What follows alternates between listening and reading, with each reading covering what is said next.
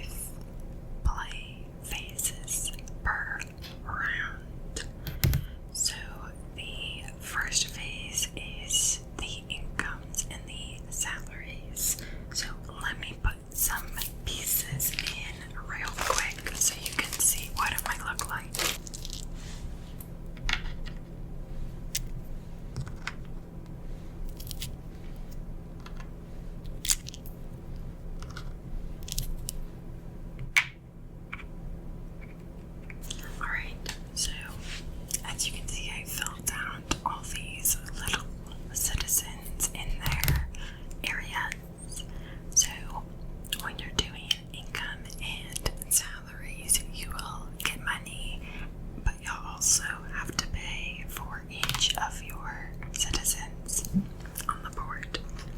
So each player will get 10 coins just straight out at the start of each round, and then you will pay the income of the workers. And as I mentioned, the cost depends on the area, so 0 coins per person, 1 coin, 2 coins per person. So in this example, I, as a neutral pine color, I would pay 0, 1, 2, 3, 4, 5, 6, 7. So I'll take just 3 coins back. If you cannot pay the full salary of your citizens, pay what you can and then lose 2 victory points. So that's something you never really want to do, and usually doesn't happen. Once you're done paying everyone, you will assemble your workforce. So that involves getting the dice according to where your people are. So if you are orange, you'll get 3 yellow dice, 1 white die, and 1 red die. We'll get 1 yellow, 3 white, and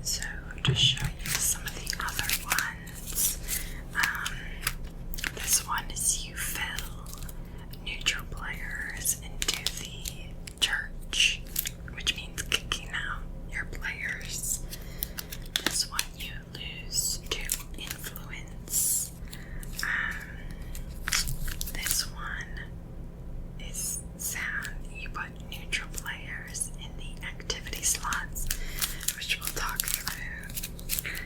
So they all have different consequences. For any of these consequences, if you are not able to do them, so for example on this one, if you weren't able to pay 3 deniers, then you will lose 2 victory points. Once you go through all the cards, then someone will draw all of the black dice. And these are like the marauders, you know, other nations, whatever, attacking the city of Tawa. So in play order, starting with the starting player, each person must play or must counter the highest value black die that is rolled. So if I'm the starting player, I would have to take one of my dice from my workforce and use that to defend the city. So it would need to be an equivalent value or higher. So in this example, I rolled 2 5s for the marauders. So I have to just deal with the one highest, so just one of these 5s. I could use my white religious 5, since that's the same value, and cancel out that marauder. Alternatively, I could use the red 4, because military, as makes sense, military is stronger at fighting the marauders, so each military value is multiplied by 2. This 4 would act as an 8.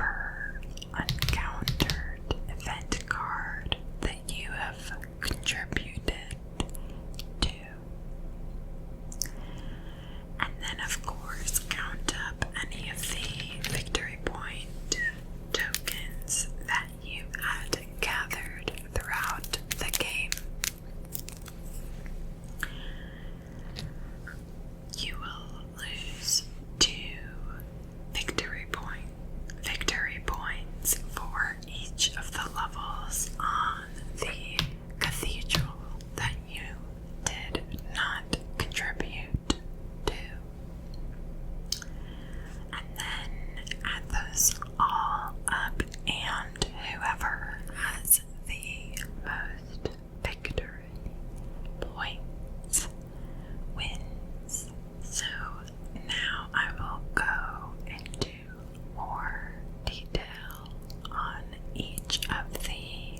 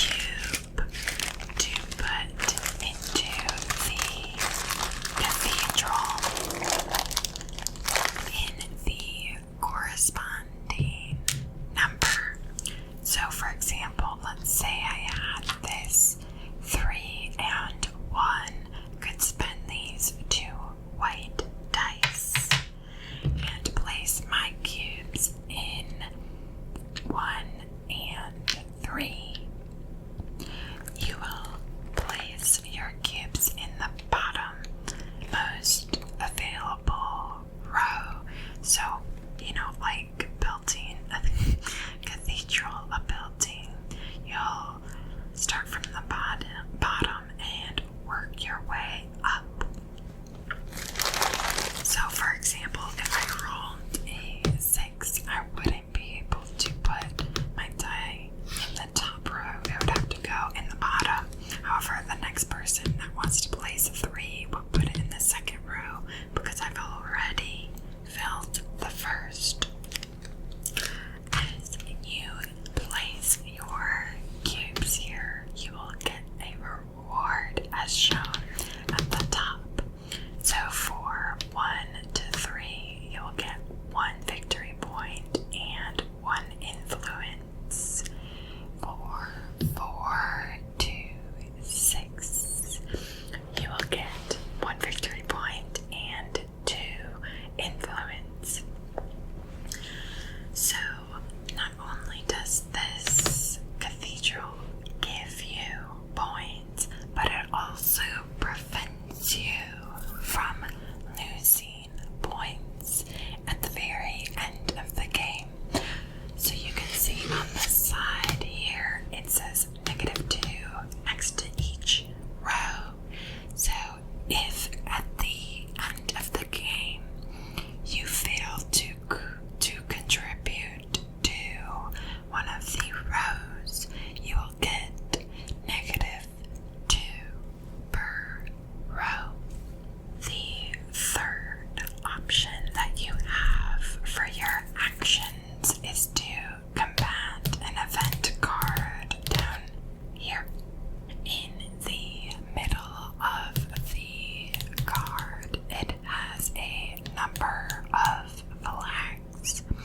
That is the number of success cubes you need to resolve the event. Similar to the city cards, the cost of the card is to the left here. So, it'll cost red, yellow, or white dice.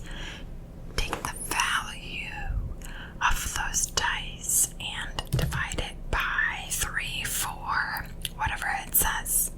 So you can spend your dice and apply them to the event card, divide by the value, and that's the number of cubes you can place on that card.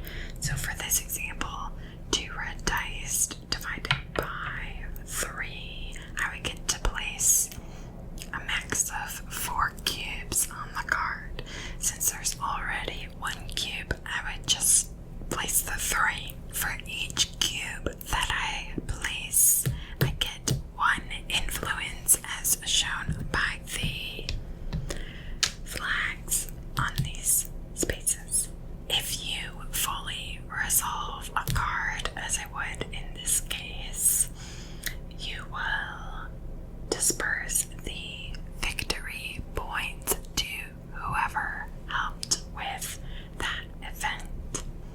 So the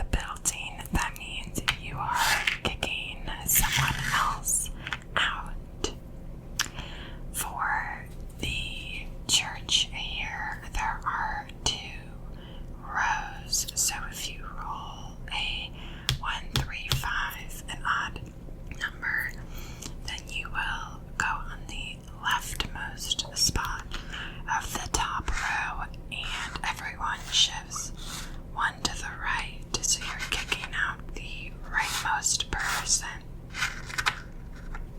For the City Hall, there are 3 rows. Same concept. So if I rolled a 2 here, I would go to the left and kick out the rightmost person. Military is a little bit different, where there is a different spot for every single die value. So if you roll a 2, you'll kick out the person on the second spot. As a buffer, you can only be kicked out of a single building once per round. So for example, if you were orange and you were already kicked out of the City Hall here, you wouldn't also be able to be kicked out a second time here. So I suppose that's a little consolation. At the end of the round, you will take back any of the citizens that had been kicked out of a building. Those will go into your reserve that you can use at a later time without having to pay for that citizen again. So, to reiterate, almost all of the actions, you can use a grouping of 1 to 3 dice in that single action. The only exception to that is placing a citizen in these buildings. You can only use 1 die and place 1 citizen per action. Something that really changes the dynamic with the dice is that you can purchase other people's dice. So, using your own dice is free to you, of course, but you can also, forcefully purchase someone else's dice on the board. The cost of the die will depend on the total number of dice you are using for this given action. So you'll have to decide first what exactly you'll do, and then pay all of the necessary people accordingly. If the action will use a total of 1 die, it'll cost 2 deniers. 2 die, it'll cost 4 deniers, and 3 die, it'll cost 6 deniers. So that's per die that you purchased. So for example, if I had one red die and I wanted to purchase 2 in order to use in an action with those 3 dice, it'll cost me 6 deniers per die that I'm purchasing. So 0 for my own die, 6 for this die, 6 for this, it'll cost me 12 deniers. Those are pretty much all of the rules for the base game of Dwa. And now I will go over the expansion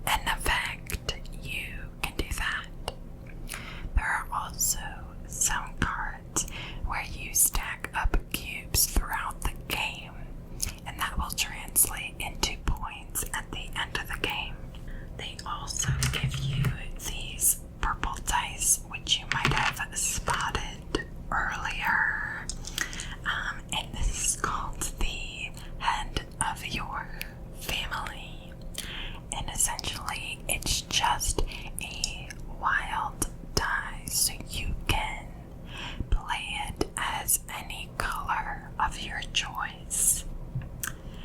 Each player will only get one purple die to use for every round, and you cannot purchase someone else's purple die. So unlike the other dice on the board, purple is not up for purchase. The biggest change to the format of the game is the part cards and the outdoor activities.